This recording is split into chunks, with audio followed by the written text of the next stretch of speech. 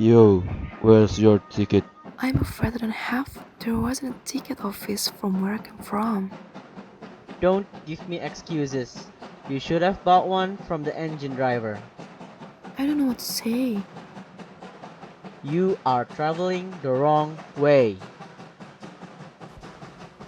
Sorry, but sir, the younger child ought to know which way she is going, even if she doesn't know her own name. She ought to know her way to this ticket office, even if she doesn't know the alphabet. She will have to go back from here as luggage. Lovely, get your passport. Sounds like a horse. It could be sent as a message from the telegraph. Very nice. She will get off from the train herself for the rest of the way. Never mind what he says. We will get a return ticket every time the train stops. Indeed, I shan't. I don't belong to this railway journey. I was in the woods just now. I wish I was back there. You might make a joke on that. Something about you would, if you could, you know. If you're so anxious to have a joke, Matt, why don't you make it yourself? I know you were a friend, a dear friend, and an old friend, and you wouldn't hurt me, though I'm an insect. What kind of insect? What? Then you don't know that I'm a man. It's only a brook. We have to jump over. So you don't like all insect. I don't rejoice in insects at all. Because I'm rather afraid of them. At least the large ones. But I could tell you the names of some of them. And of course they answer to the names. I never knew them do it. No use for them, but useful to people who name them, I suppose. If not, why do things even have name at all? It always happens. I suppose you don't want to lose your name. No, indeed. Yet, I don't know. I mean, how convenient it would be if you go home without it. For instance, if the governor were to call you to lesson, she would shout out like, "Come here," and that she had to stop. That would be no name for her to call. And of course, you wouldn't have to go. That will never do, I'm sure. The governors wouldn't excuse me lessons for that. Well, if she said miss and then said nothing else, of course you'd miss your lessons. Well, that was a joke. I wish you had made it. Why do you wish I had made it? It was a very bad one.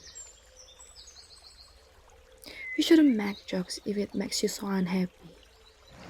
Alice all of a sudden appeared in the woods in the middle of nowhere. She looked around and saw a sign that looked like it lead to a place. Suddenly, a loud storm was heard, and Alice ran out of fear, quickly finding shelter to stay. She had no choice but follow the signpost. She stopped in shock to see the peculiar scene in front of her. She saw two very weird-looking living beings. They were standing under a tree, each with an arm around the other's neck, and Alice knew which one was which in a moment, because one of them had "dumb" embroidered on his collar and the other had "D." I suppose they've each got twiggle around at the back of the collar. If you think we are waxworks, you ought to pay. Waxworks were made to be looked at for nothing. No ho. Counter or wise, if you think we're alive, you ought to speak. I'm sure I'm very sorry. I was thinking, which the best way out of this wood? It's getting so dark. You tell me, please. No, you've been wrong. The first thing in a visit is say, "How do you do?" and shake hands. It will never do to say, how do you do now? We seem to have got beyond that somehow.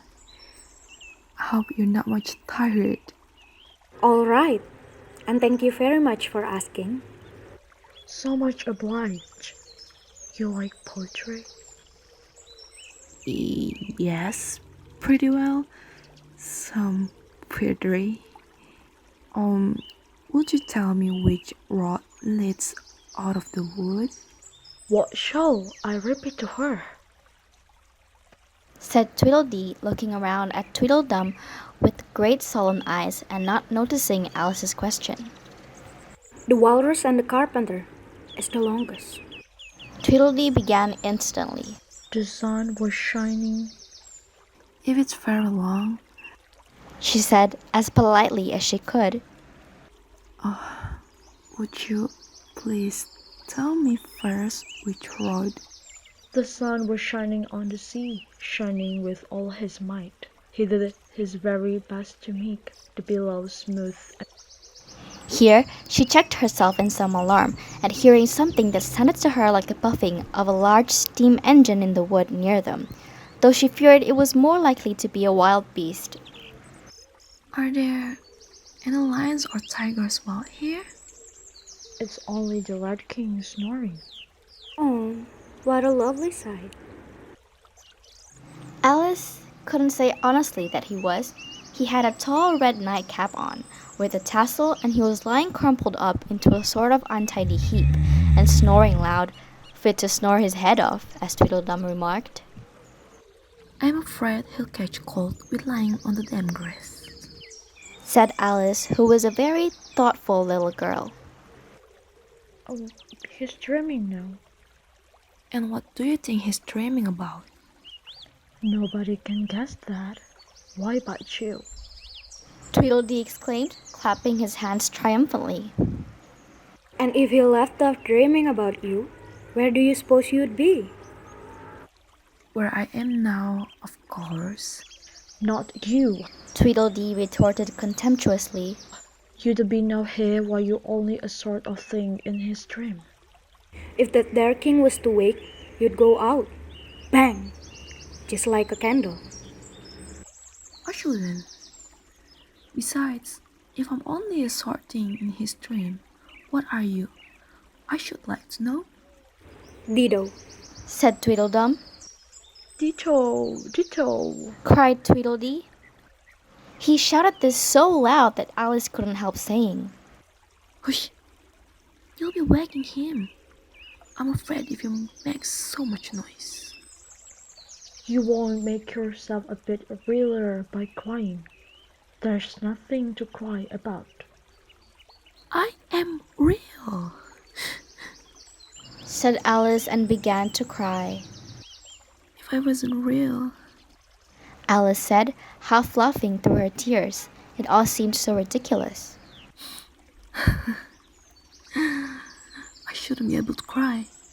No, I don't think it is. At least not under here. No how. Tweedledum interrupted in a tone of great contempt. I know they're talking nonsense, Alice thought to herself. and it's foolish to cry about it. So she brushed away her tears and went on as cheerfully as she could. Okay, at any rate, I'll be better be getting out of the wood, for really it's coming on very dark.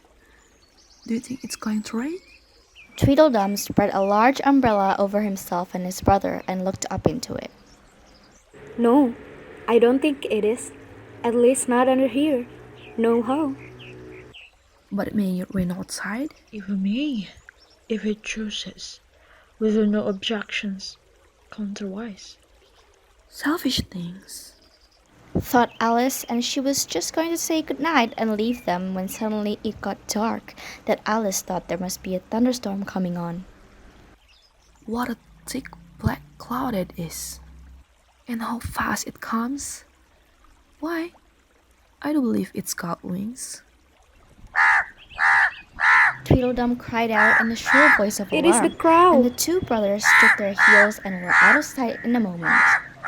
Alice, too, ran a little way into the wood and stopped under a large tree. It can never get at me here. She thought, It's far too large to squeeze itself in among the trees.